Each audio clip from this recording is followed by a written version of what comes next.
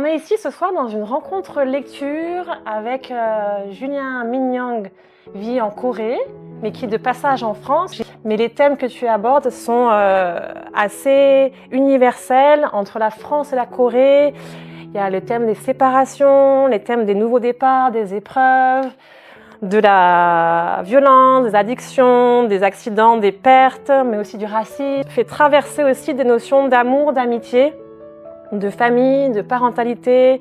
Je commence la lecture de l'introduction du livre. Il existe des histoires qui ne se racontent pas facilement. J'ai laissé s'accumuler les silences, les cicatrices, les regrets. Et puis un jour, j'ai compris que pour aller réellement de l'avant, il fallait affronter le passé. Et ce livre n'a pas été écrit pour émouvoir, ni pour justifier quoi que ce soit. Il n'a pas été écrit pour provoquer la compassion ou le jugement. On y trouvera l'adoption, l'abandon, la différence, les blessures physiques, la violence intérieure, la dépendance, les pertes, les dérives, les erreurs. Mais on y trouvera aussi ce qui, dans l'ombre, m'a tenu debout. La persévérance, les rencontres qui changent une trajectoire, les secondes chances, et cette volonté parfois fragile de devenir quelqu'un de meilleur. Et j'espère que ces mots pourront aider d'autres enfants adoptés, mais aussi les parents qui adoptent. Il est aussi pour ceux qui doutent d'eux, pour ceux qui pensent que leur passé les condamne, pour ceux qui se sentent enfermés dans leurs propres démons. Très jeune, j'ai été séparé de mes origines, de ma famille biologique et de tout ce qui aurait pu définir mes premières racines. À 5 ans et demi, accompagné de ma sœur jumelle, je suis arrivé en France dans une nouvelle famille, dans une nouvelle langue, dans une nouvelle vie. Quelques semaines plus tard, cet ami est revenu me voir, le visage rayonnant, les yeux humides d'émotion.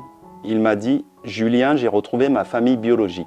J'ai eu un choc, je l'ai regardé, stupéfait, partagé entre la joie pour lui et un profond bouleversement intérieur. Je lui ai tout de suite demandé comment il avait fait. Alors il m'a donné un contact, une adresse mail, celle d'un organisme qui aide les adoptés coréens à retrouver leur famille biologique. C'était en mai 2016, au milieu d'une période déjà intense. J'étais en pleine formation professionnelle et entre les examens, la fatigue et encore marquée par mes opérations médicales. Et puis un matin, un mail est arrivé. Un simple message mais qui allait changer ma vie. « Bonjour, je suis ta grande sœur. Maman et moi te cherchons depuis des années, toi et ta sœur jumelle. Tu manques à maman. » En vivant en Corée du Sud, sur les réseaux sociaux, j'ai des Coréens adoptés comme moi qui me contactaient, Coréens francophones. Et du coup, il me semblait important d'écrire, de finir ce livre. Ça m'a mis un coup de pression en me disant « il faut que je finisse ce livre » parce que si ça peut aider des enfants adoptés dans le monde et des parents qui adoptent aussi des enfants, qui puissent comprendre peut-être certaines émotions, sans généraliser mon cas, mais de se dire qu'ils peuvent peut-être avoir des bouts de réponse sur pourquoi ils réagissent comme ça, pourquoi ils ont ces émotions-là à tel moment. Et puis moi j'avais aussi fait surtout aussi pour les parents biologiques. Il me semblait important que les parents biologiques prennent une part de leur responsabilité.